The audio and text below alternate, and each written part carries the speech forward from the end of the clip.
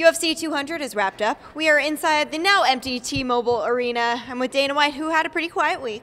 So I want you to explain to me your overall thoughts on this entire week, because from Wednesday through tonight, it's been insanity. Yeah, it's been a crazy week.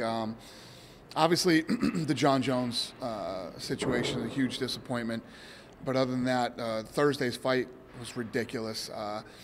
Friday's fight was ridiculous, and tonight's fights, you know, we had some great fights and there were some decent fights. So, all in all, for the whole weekend, my staff has done a phenomenal job.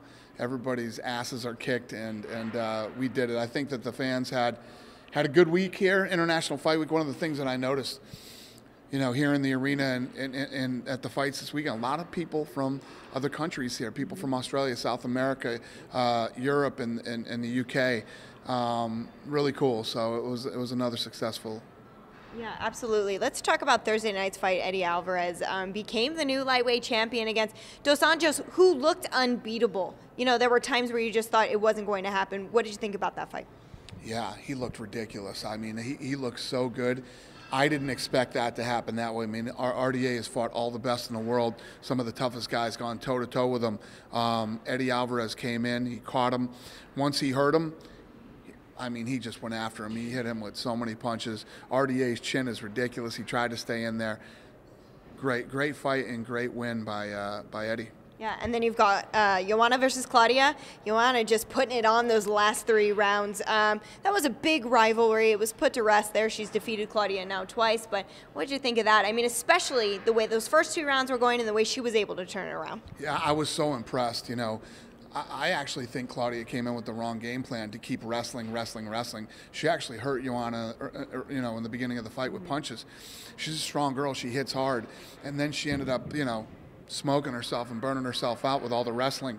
And what was impressive about Joanna, if you look at how much grappling she was doing, she'd get taken down and would get back up.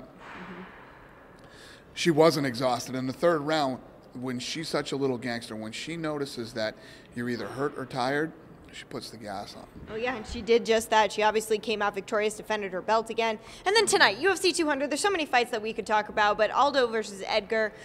Frankie Edgar did not show up the way people thought he was going to. A lot of people picked him in this matchup, but Jose Aldo came out, looked like Jose Aldo of old. Were you expecting the performance to go that way, so one-sided for Jose? Well, you know, Jose is a big, athletic, strong guy. He came in and he fought the perfect fight. He hit Frankie with big shots, you know, busted him up and hurt him early. His range and distance were perfect.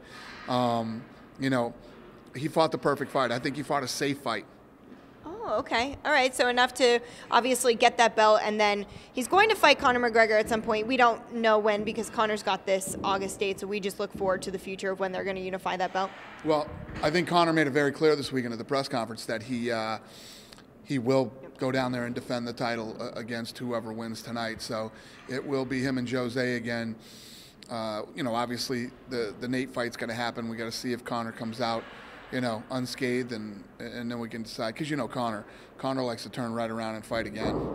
Yeah, I'm sure he's already going to be calling for MSG. But Silva versus Daniel Cormier.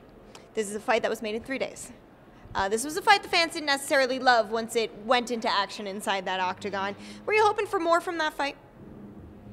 Anderson Silva was driving here to sign autographs at the Fan Expo, and he ended up fighting. I think that a lot of people, you know, remembered why they loved Anderson Silva all the years that he was a champion. Came in tonight against Daniel Cormier and 2 days' notice. Hurt him to the body, you know, landed some good shots. You know, I respect both guys very much. Yeah, and even though Anderson lost, it was kind of a moral victory for him there. Co-main event, Brock is back, or at least was back for this fight. Came out with an impressive win. Took some shots from Mark Hunt, which isn't normally something somebody can do and remain on their feet. What did you think of that? And also his cardio seemed quite impressive. He's so such a freak of nature, this guy. To have been in the octagon as few times as he has in his career, then to be out for as many years as he was and come back against a guy like Mark Hunt, his distance, his range, his takedowns, his timing, everything was great, man. He looked in ridiculous physical condition, and he fought the perfect fight tonight, you know. Yeah. I would have liked to have seen him posture up on the mount and do some more damage, but he fought safe and did what he had to do.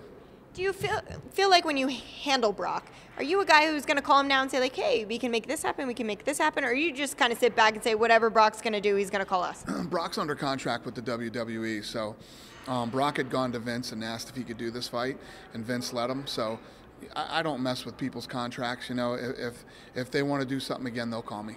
Okay, excellent. And then the main event, we've got a new champion in the women's division. Talk to me about Amanda's performance against Miesha Tate. Miesha is known as a tough fighter. She's known to be able to kind of take a beating and then battle back and come out victorious somehow. But she was unable to withstand everything Amanda was throwing at her, from the striking on the feet to the submission. Very impressive performance. Were you happy with that? Yeah, she looked amazing. I mean, Miesha is durable. Miesha has a good chin. I guarantee you Miesha's plan was to get her out of the first couple rounds, gas her out, and then, finish her. Amanda came out, broke her nose, and just, busted her up, hurt her bad. You could tell Miesha was out of it and didn't even know where she was, and then ended up getting choked. Amanda looked ridiculous, looked incredible tonight. This was an incredible week. This has been amazing. Tomorrow is the Hall of Fame, and then we go on to Sioux Falls on Wednesday. But, boss, what are you going to do? You're going to take a few days because I feel like you need it. Yeah, it's been brutal. It's been a rough weekend, but we got through it.